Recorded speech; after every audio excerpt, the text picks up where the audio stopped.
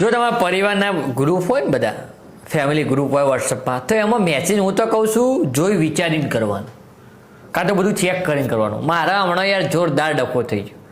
હમણાં મારે કાકાનો છોકરો ગાડી લાવ્યો છે નવી નક્કાર બરાબર, ત્યાં એને ગ્રુપમાં ફોટો મૂક્યો છે, તે બધા નીચે કોંગ્રેચ્યુલેશન બધું લખી હતું, પણ મેં તો જોયું જ નહોતું કે એને ગાડી લાવ્યો, ગ્રુપમાં ફોટો બધા કોંગ્રેચ્યુલેશન મેસેજ વાંચ્યા જ નહોતા. એ સવારે ગાડી લાવ્યો બરાબર, અને મેં રાત્રે તમે જો એક મસ્ત સુવિચાર હતો ને એ ગ્રુપમાં ઠોક્યો. હવે સુવિચાર કયો હતો તમને ખબર છે કે ઈમાનદારીથી જે લોકો જીવતા હોય ને એમને તકલીફ પડે છે, બાકી બૂચ મારવાવાળા તો ગાડીઓ લઈને ફરે.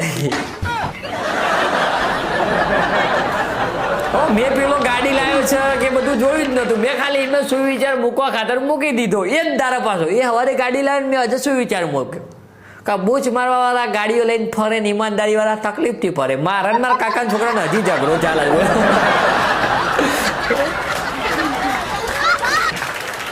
ગ્રુપમાં બધું ચેક રાખવું, બાકી લોચા થાય યાર. તો બધું થવાનું હોય થાય ને તમારા સુવિચારોમાં બધા ડખા પડે.